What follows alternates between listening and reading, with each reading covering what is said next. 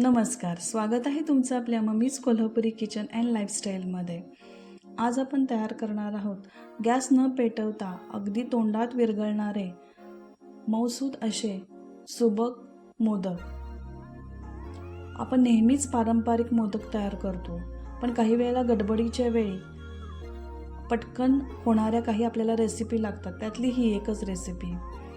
अगदी मऊ पेढ्यासारखे हे मोदक तयार होतात। अगदी पेढ्यापेक्षाही चवीला खूप छान लागतात। ह्यात मी काय वापरलं आहे त्यासाठी व्हिडिओ अगदी शेवटपर्यंत नक्की बघा।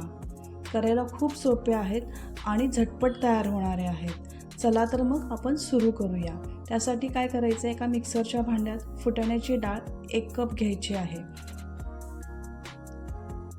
आता साखर अर्धा कप घ्यायची आहे। गोडीचं प्रमाण तुम्ही कमी जास्त करू शकता। आता ही मिक्सरला अगदी बारीक पावडर तयार करायची आहे। आता ही बारीक पावडर तयार झालेली आहे। एका ताटामध्ये ही पावडर काढून घ्यायची आहे आणि त्याच्यामध्ये खवा 125 ग्रॅम घालायचा आहे। तुम्ही खव्याच्या ऐवजी फक्त पाव कप तूप सुद्धा वापरलं तरी चालेल। आता खवा आणि ती पावडर मिक्स करत राहायचं आहे। जितकं तुम्ही व्यवस्थित मिक्स कराल तितकं छान त्याचा गोळा तयार होईल। वेलदोडे पावडर 1 टीस्पून टाकायचे आहे आणि तूप 7 टीस्पून घालायचं आहे। आता तुपाचं प्रमाण हे प्रत्येकाचं थोडंफार कमी जास्त होऊ शकतं। एकदम तूप घालायचं नाही आहे, थोडं थोडं घालायचं आहे आणि तूप थोडं थोडं घालून आपल्याला हे जोपर्यंत गोळा होत नाही आहे तोपर्यंत मळत राहायचं आहे। मगाशी सांगितल्याप्रमाणे आपण खवा न वापरता फक्त तूपसुद्धा वापरलं तरी चालेल। तूप घातलं तर बाहेर हे मोदक 7 ते 8 दिवस आरामात राहतात। लागेल तसं तूप घालून आपल्याला हा असा गोळा तयार करायचा आहे। जितकं तुम्ही छान मळून घ्याल तितके आपले मोदक मऊ होतील आणि रेखीव पण होतील, त्याला चिरा पडणार नाहीत।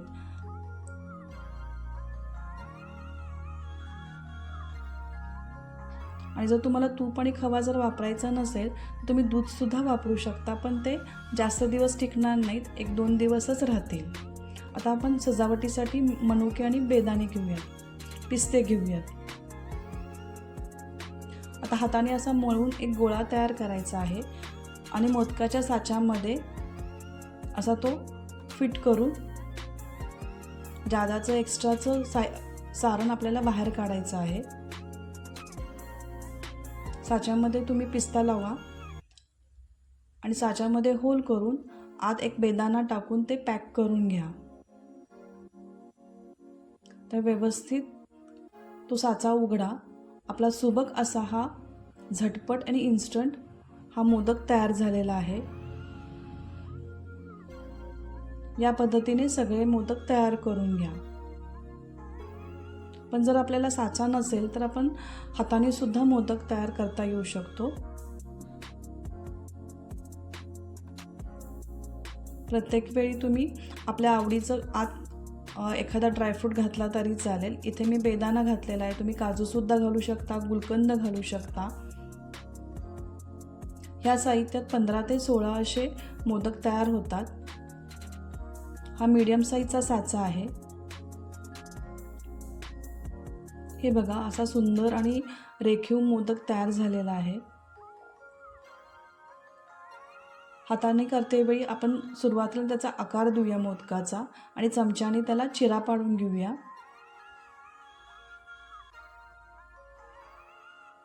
या पद्धतीने साचा न वापरता सुद्धा तसाच सुंदर असा मोदक तयार होतो।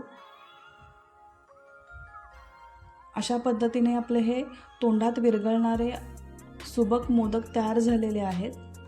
पटकन होणारी रेसिपी आहे, तोंडात विरघळणारी अशी हे मोदक। जर तुम्हाला आवडले असतील तर लाईक करा, सबस्क्राईब करा आणि परत भेटूया अशाच नवीन आणि छान छान रेसिपींसाठी। तोपर्यंत मस्त खा, मस्त राहा।